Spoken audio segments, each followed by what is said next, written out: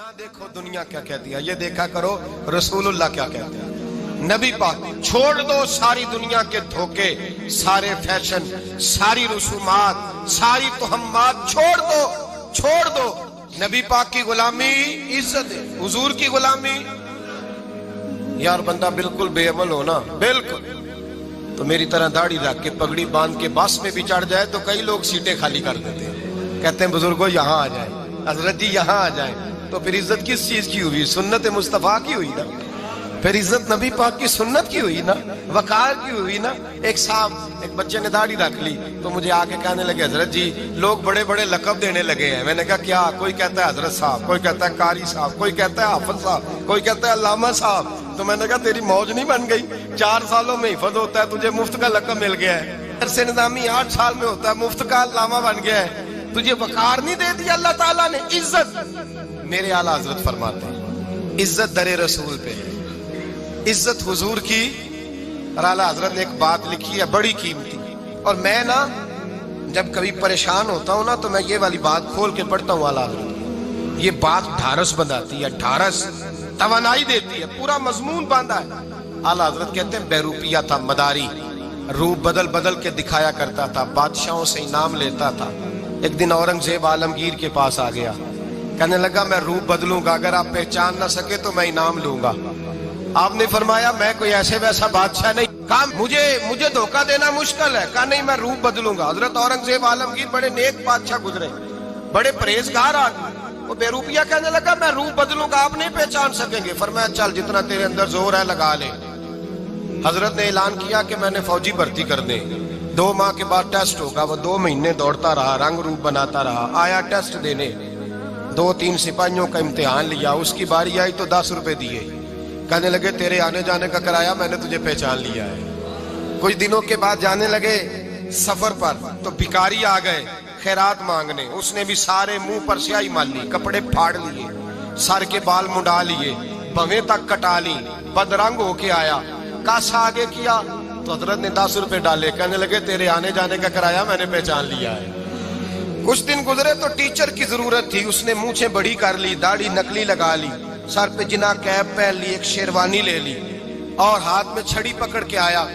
कहने लगा मैं उस्ताद हूँ, 2-4 बंदों का इम्तिहान लिया, उसकी बारी आई तो 5 रुपए दिए, 10 रुपए दिए, का तेरा कराया मैंने पहचान लिया। 2 साल गुजर गए, वो जब भी आता हजरत पहचान लेते। एक दिन सफर पे जा रहे थे, बहुत बड़ा लश्कर था, जिहाद करने जा रहे थे औरंगजेब आलमगीर, तो देखा एक पहाड़ी है, पहाड़ी पे लोग जा भी रहे हैं आ भी रहे। औरंगजेब आलमगीर पूछने लगे यहाँ क्या है? कहने लगे एक बाबा जी बैठे हैं दुआ करते हैं, अल्लाह के नेक बंदे हैं। औरंगजेब कहने लगे यार पुराने लोग सारे ही अल्लाह वालों को मानते, ये भी मुसीबत आई है जितनी नहीं आई है, सारे लोग ही मानते। कहने लगे जरा मैं दुआ ना करा लूं, अच्छे काम जा रहा हूं। औरंगजेब बादशाह थे, बादशाह लोग नाजुक मिजाज होते हैं, घोड़े से उतरे, बड़ी मुश्किल से पहाड़ी पे चढ़े, ऊपर गए तो लाइन लगी है, बाबा जी गार में बैठे। कहने लगे मैंने मिलना, मैं औरंगजेब हूँ। उन्होंने कहा हमारा बाबा उस तरह का पीर नहीं कि अमीर आए तो रंग और हो, गरीब आए तो और हो, यहाँ अगर मिलना है तो लाइन में लग जाओ, सब एक जैसे। अब लाइन में खड़े हो गए, 50 आदमी आगे थे, कहते हैं 51वां नंबर था। थक गया धूप में खड़ा खड़ा, जब मैं पहुंचा गार के दाने तो मैंने बाबा जी के चेहरे पे नजर डाली तो बड़ा नूरानी चेहरा, बड़ी खूबसूरत लबो लहजा।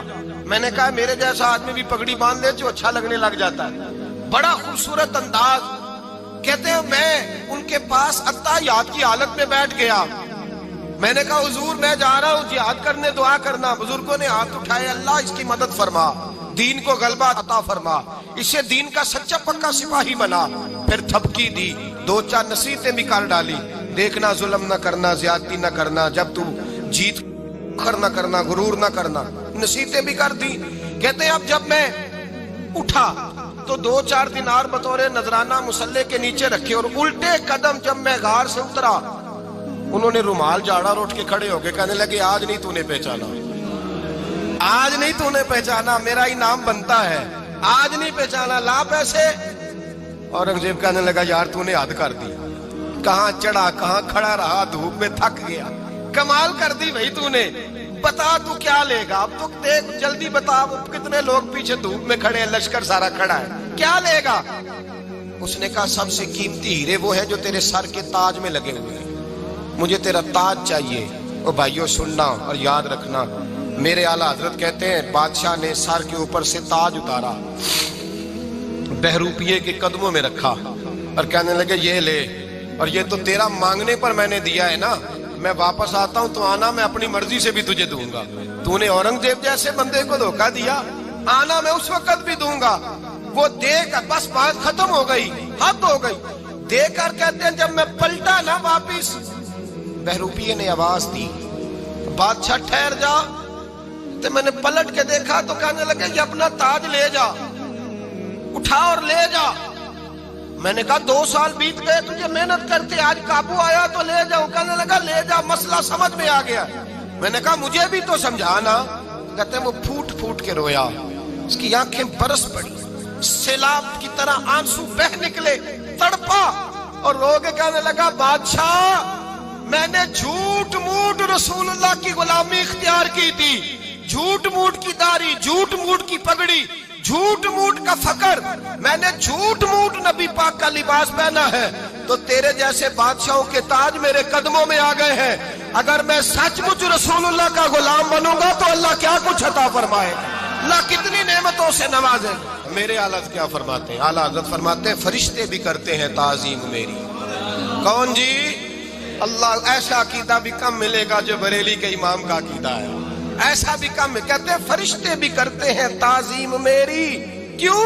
فرمانے لگے فدا ہو کے ان پر یہ عزت ملی ہے، فدا ہو کے ان پر یہ۔ حضرت سلمان فارسی گورنر تھے، کھانا کھا رہے تھے، دسترخوان بچھا تھا، رسول پاک صلی اللہ علیہ وسلم کا فرمان ہے روٹی کا لقمہ دسترخوان پہ گرے اٹھا کے کھا لو، اللہ تمہاری بخشش فرما دے گا۔ دسترخوان صاف ہوتا ہے، روٹی، بڑے گورنر تھے آپ، بڑے بڑے سفیر بیٹھے تھے، وزیر بیٹھے تھے، روٹی کا لقمہ گر گیا۔ آج تو لوگ فیشن میں عزت ڈھونڈتے ہیں نا، وقار ڈھونڈتے ہیں کہ میں جدید دنیا کے ساتھ مل جاؤں، میں معاذ اللہ لڑکی لڑکے اکٹھے بٹھا کے منگنی کروں تو میں ماڈرن شمار ہو جاؤں گا، میں بڑے بڑے ڈھول بجاؤں تو ماڈرن بنوں گا، میں اگر مہندی پہ سارے تماشے کر ڈالوں تو میں ماڈرن ہوں۔ دیکھو عزت کس بات میں۔ حضرت سلمان فارسی روٹی کھا رہے تھے، سفیر وزیر نہ جانے بڑے بڑے لوگ بیٹھے تھے، کھانا کھاتے کھاتے لقمہ گرا دسترخوان پہ، حضرت سلمان فارسی نے سمیٹا، منہ میں رکھا، پھر انگلی مار کے دسترخوان صاف کیا۔ ایک صحابی کان میں کہنے لگے سلمان کیا کر رہے ہو، کیا کر، آپ گورنر ہے، سوچئے تو صحیح، یہ لوگ کیا کہیں گے دنیا دار کے مسلمانوں کو روٹی نہیں ملتی، اٹھا اٹھا کے کھا رہے۔ کان میں بات کی، کان میں۔ حضرت سلمان فارسی کان میں جواب دے سکتے تھے، کہہ سکتے تھے نہیں ایسے ہی کرنا ہے، انہوں نے کان میں بات کی، لیکن جناب سلمان فارسی اعلیٰ اعلان بولے، کہنے لگے ان 4 5 6 دنیا داروں کے لیے میں اپنے نبی کا طریقہ چھوڑ دوں، اپنے رسول کی سنت چھوڑ دوں؟ یہ 4 5 دنیا دار دنیا کی طرف دیکھ کے میں مصطفیٰ سے منہ موڑ لوں؟ پھر جوش جذبات میں سر سے پگڑی اتار دی، رونے لگے۔ آپ فرمانے لگے میں مدینے کے بازاروں میں کھجوریں اتارتا تھا، نوکریاں کرتا تھا، یہ جو میرے سر پر عزت کے بال ہیں یہ محمد عربی کے اگائے ہوئے ہیں، رسول اللہ کے اگائے ہوئے ہیں۔ اور بھائیو حد ہو گئی۔